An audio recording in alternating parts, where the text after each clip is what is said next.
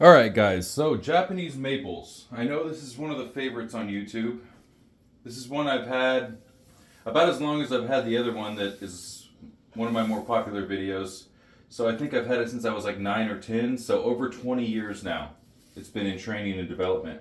Another true bonsai. You can see that it was never a larger tree that was cut down.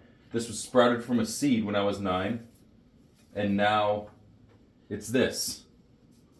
And earlier this year, I decided that I was going to make it a smaller bonsai because I want to fit it into a certain pot that I have that is a historical pot from the 1950s. And I think it would be perfect for this tree. So I'm in the process of reducing this tree size down, and I air layered a few of the branches off. I'm not sure if this one's going to take because it got messed up throughout the year. I don't know. I don't know what happened there, but that one might be just a cutoff, but this one did root. You can actually see the root right there in it. Let me zoom in a little.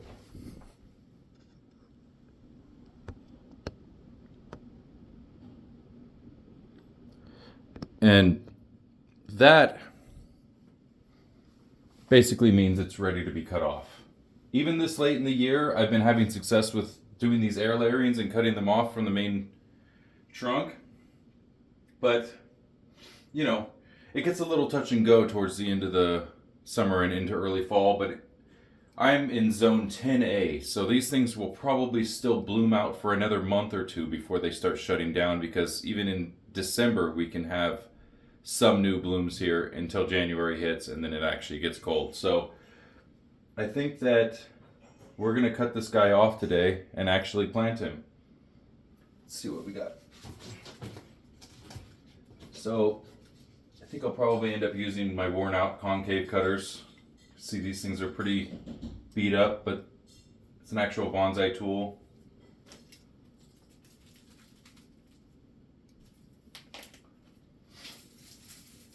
I started the process of air layering this branch back in March.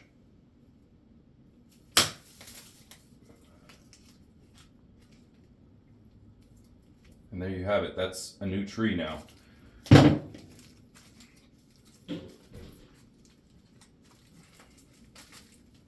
gotta love Japanese maples though.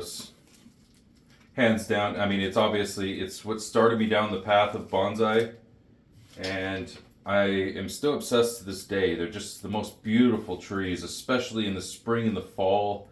They have such a wide diversity of colors. It's unbelievable. They don't even look real. Look like some AI generated tree half the time. And sometimes they are, so you gotta watch out for that too. Especially when they're trying to sell you the seeds on Amazon that are like a blue tree or something. You can see we got some roots here. We got two. Oh yeah, that's enough. It's gonna be a rough start for this guy, but it's enough to get it going. I know for a fact it is because I've done several other with even less roots than that.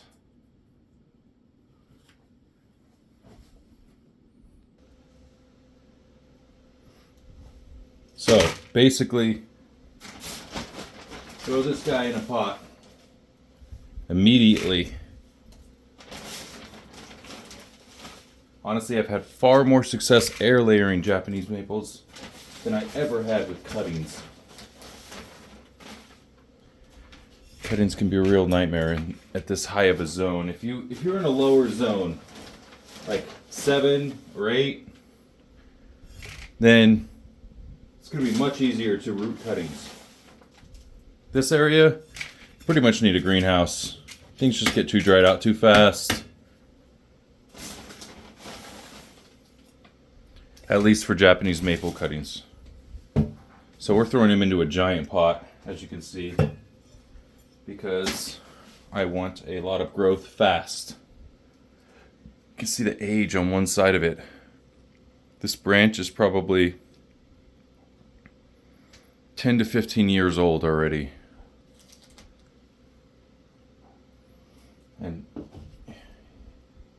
this isn't really going to make any difference, but I'm just going to get rid of these just because I don't want to deal with them.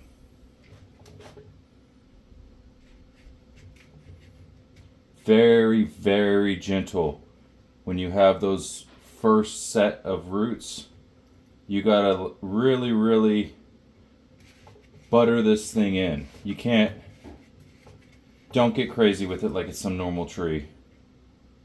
One wrong movement and you break one of those two roots, and then you cut the chance of survival by 50%. So you really want to be careful when you're placing that in. And then right now I'm just going to lightly water it until it's draining out of the bottom. And after about 2 or 3 days, I will probably add some B vitamin to it. Follow along for more updates. There's going to be some on YouTube, some on TikTok, and maybe other platforms if I start getting bored with those too. Thanks, guys.